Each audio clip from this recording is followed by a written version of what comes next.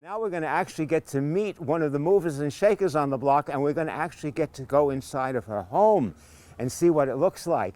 Hey, Julia. Hey, John. How are you? Come on down. Okay, isn't this beautiful? Look at the front yard. This is one of the typical front yards. Maybe not, maybe it's a little bit more elaborate than some of the others, but you get the idea of what they're doing here with all the plantings as much as possible, beautifully displayed and all. So I think it's very, very appropriate that they received, how many times, Julia, the award? 4 times the first place win.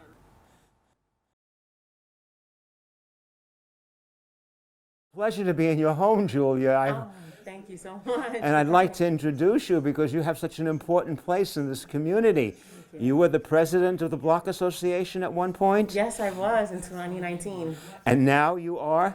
I am the landmark chair of the East 25th Street Historic District Initiative. Okay, is that what the button is there? The button, this is to garner support for our campaign. Okay. That is support East 25th Street proposed historic district. So we're hoping that the landmarks will make us a historic district. Okay, well, it's in process, and it's in good process right now. Yes, So you've yes. had your hearing already, so that's a Absolutely. good thing. But the reason why, besides the exterior of the block, it's the block is so house proud. Yes. And it's house proud not only because of what you do with the gardening and the exterior and the way the street is beautifully laid out and maintained, it's because what you have in your homes. Yes.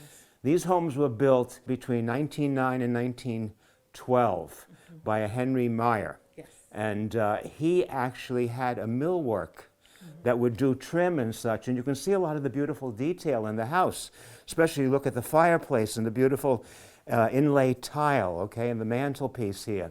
And then the woodwork that surrounds all the doors and the wood paneling in the base of the walls, the grand staircase coming down. So when you come down the staircase, you can look out and see your guests waiting for you here. And then when you entertain royally, you have this magnificent dining room with the great double doors with all the wonderful leaded glass colored paneling. And then when you come into the dining room, you have this wonderful paneled room with all of the plate rail and the beam ceiling. Yes. And there's also an added elegance to these houses too, because they have a back bay. Not only a front bay, but the back bay to allow a little bit more light and visual up and down. So it's very comfortable to live here, I'm sure. It is. It's wonderful. How long have you lived in the house?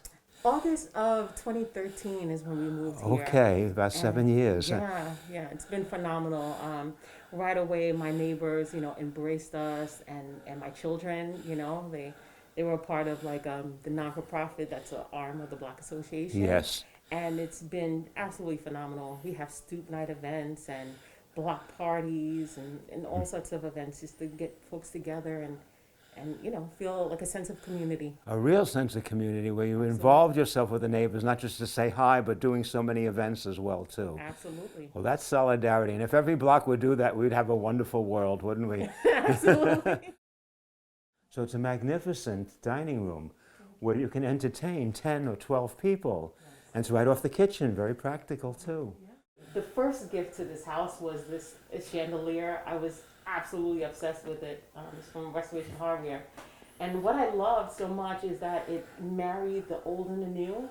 So you had the old type of chandelier in the inside, but then you have like a modern piece, a little rustic, a little edgy on the outside. And I just felt that, there's a certain harmony when you have things that are round. And so that's something I fell in love with. So that was the first gift to the house. But then also I installed these lightings here in the chair in the plate rail, and that was meant for fun, for the holidays. We changed the colors for the different kids' birthdays. We changed the colors based on the mood, and it's been really fun to have, and it kind of sets the tone of something, nice, whatever type of event you're going to have. Just sets a really nice tone, and of course, plenty of food. Yes, and you can show off your nice china in the china closets over there in the corner too, right? Yes. In here, I actually have my wedding china. That, it's nice to be able to not just have it and look at it. Of course, it looks beautiful in this, this old cabinet, but also being able to use it. That's right. It's very practical. We have gifts, and we use them, and we make them come alive again. Absolutely.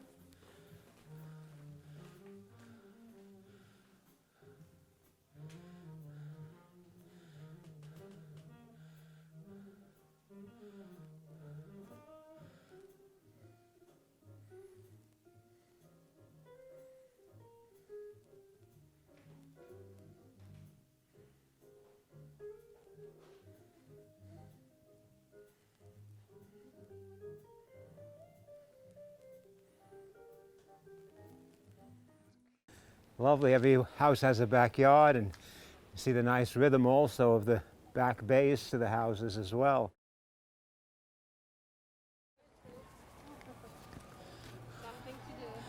Wow, we're enjoying your beautiful block. Oh, thank you. Yes, and we're being photographed for the Historic Districts Council 6 to celebrate designation that you have already, and looking forward to your landmarking status soon. Hi, good morning. Wow, and you are some of the ladies responsible for all this beauty on the block and keeping it together, huh? Yes. Wow, okay, well, it's a pleasure to meet you. I'm Joe, I'm the tour guide with the Historic Districts Council, and it's been a pleasure to work with Julia on planning this tour and getting it out there so everybody can hear and see what beautiful things you have on this special block. Yes. So wonderful. Now, how long have you been involved with the gardening? At least 20 years. At least 20 years? When the Greenest Block started, right? Yeah. When the first started with you got involved with the Brooklyn Botanical Garden right away? Yep. Okay, and I can see you've been going on and on and on, and there's so much that, is there anything that you don't have a place that you don't garden? I mean, on the pots. Every nook and cranny. That's wonderful. This is her garden. Okay. That's Hi. That's Good to mine. see you. That's hers. Wonderful. We have another gardener sitting here comfortably Yeah. with the friend. Her dog.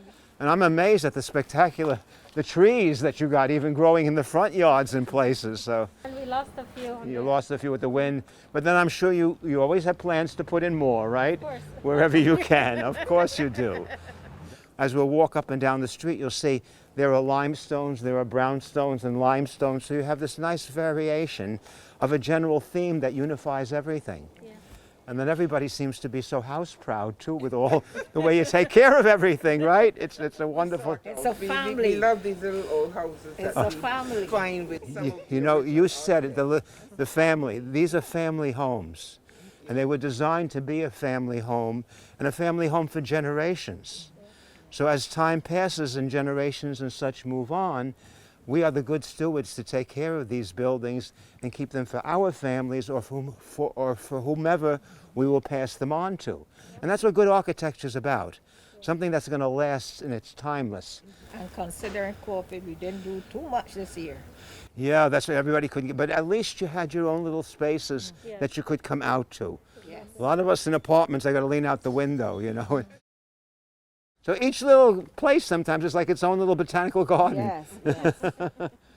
Wow. If I pass and I see her with something that I like, or her, we get a piece. You get we your share. share, and that's what the neighbors are about. Absolutely. Well, that's wonderful.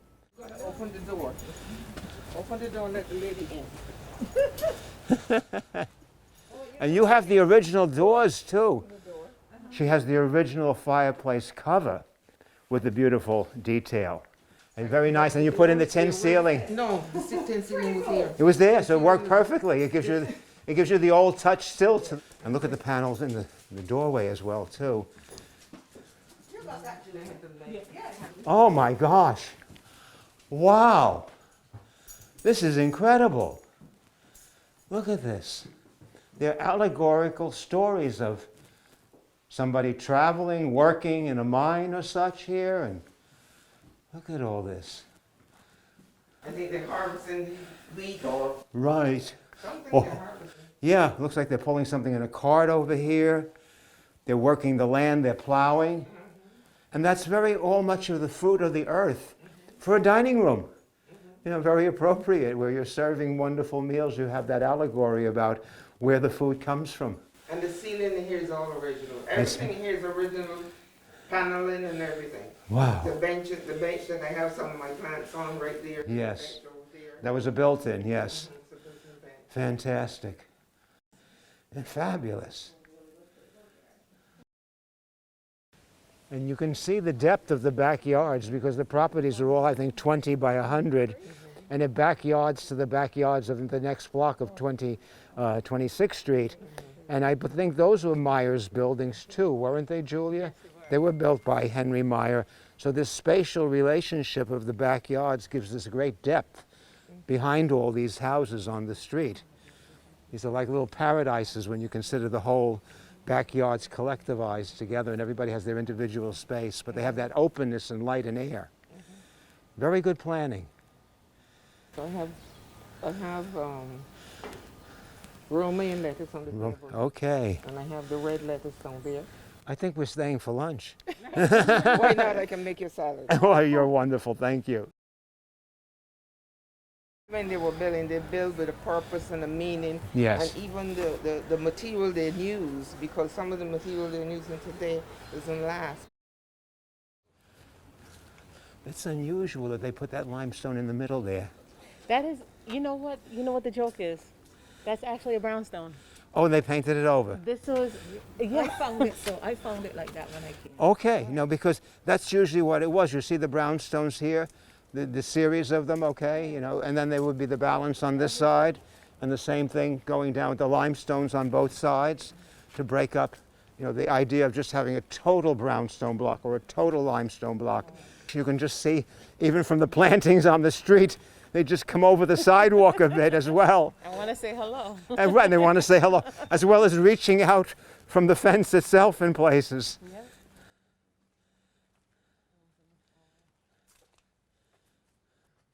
I love it.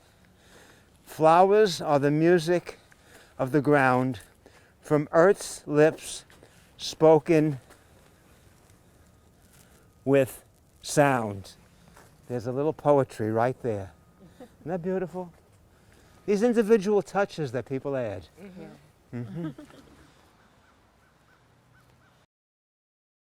Thank you so much, Julia, Thank for you so showing much, us your Joe. block and introducing us to your neighbors and taking us into your homes. I mean, this is really Brooklyn hospitality at its best. You see? Okay. One of our finds here again. Oh, okay. You gotta keep your maintenance going, huh? Happiness blooms from within.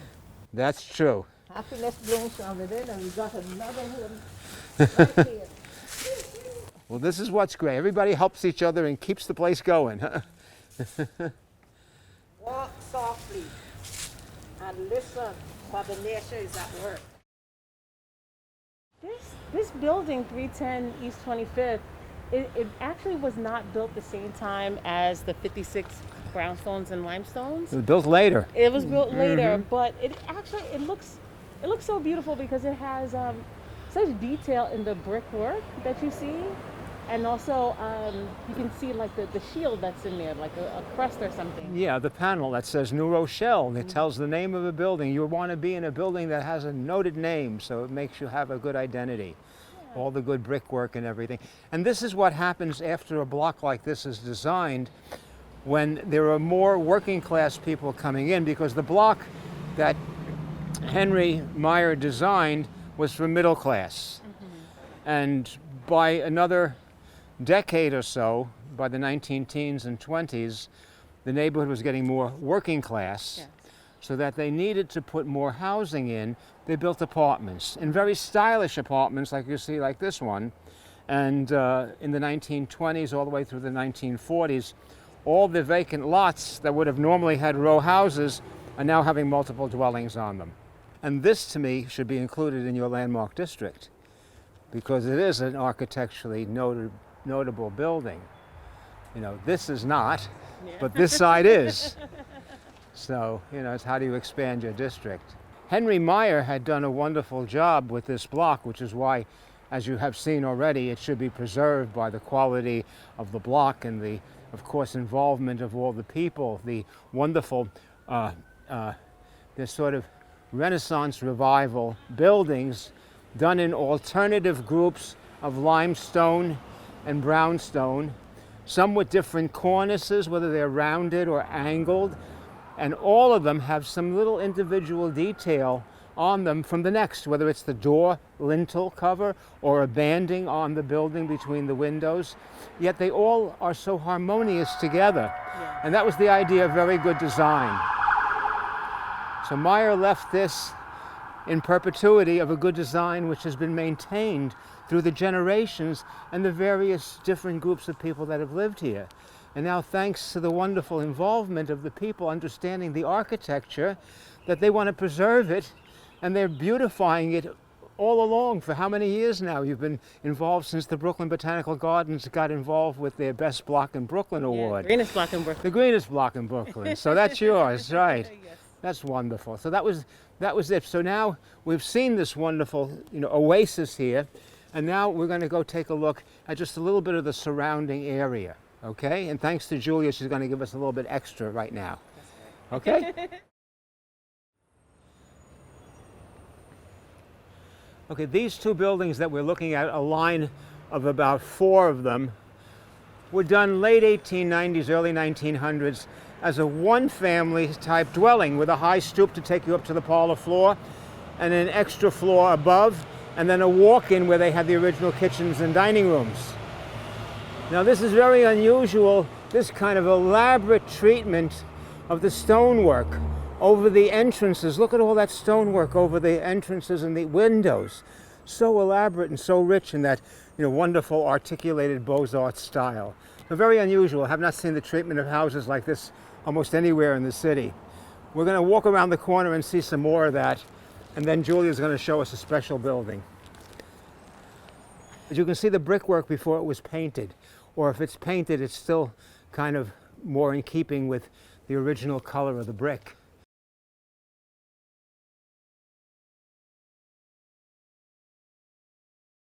And these were built a little bit lower scale rather than they're 1 floor less than the ones around on the avenue. But again, these were built originally as one-family houses. Very unusual, that elaborate treatment for the windows and doors.